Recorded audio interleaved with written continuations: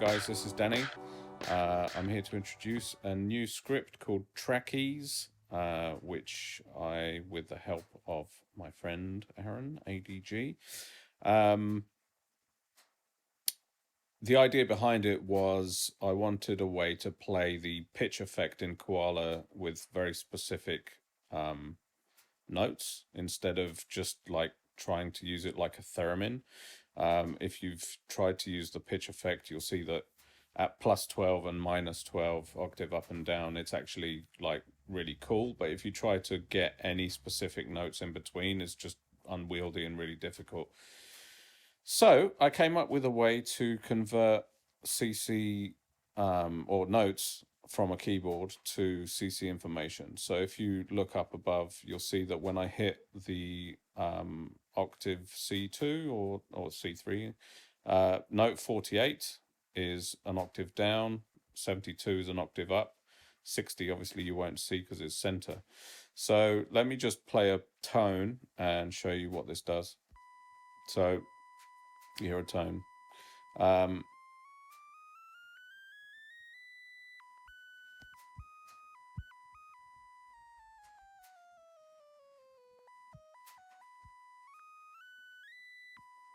So what you hear is not that exciting, obviously, because it's using the pitch effect to pitch the tone. But if you had a complete loop, like you saw in the beginning of this video, you can actually detune the entire sequence, and suddenly an entire sequence becomes an instrument, which you can then resample.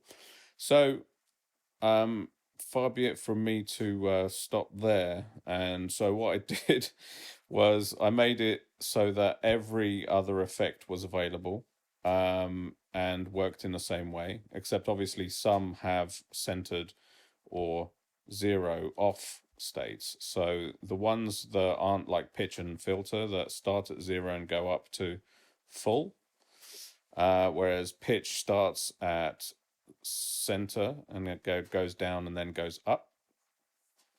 So what you'll see here over on the right, this is how I've got my Koala set up, and you can use it to map your own.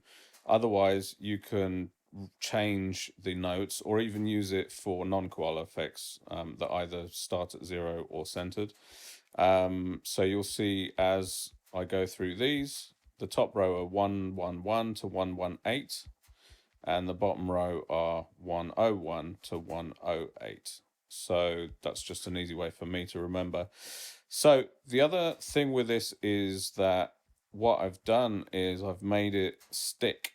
So if you hold an effect but then change to a different effect, you'll see that the first effect is stuck on and it's purple.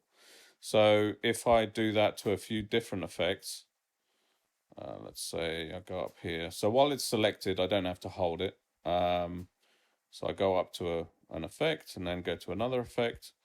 So now there's two ways to undo that. You can either click whatever effect is currently selected. You can click, so that's the light blue color.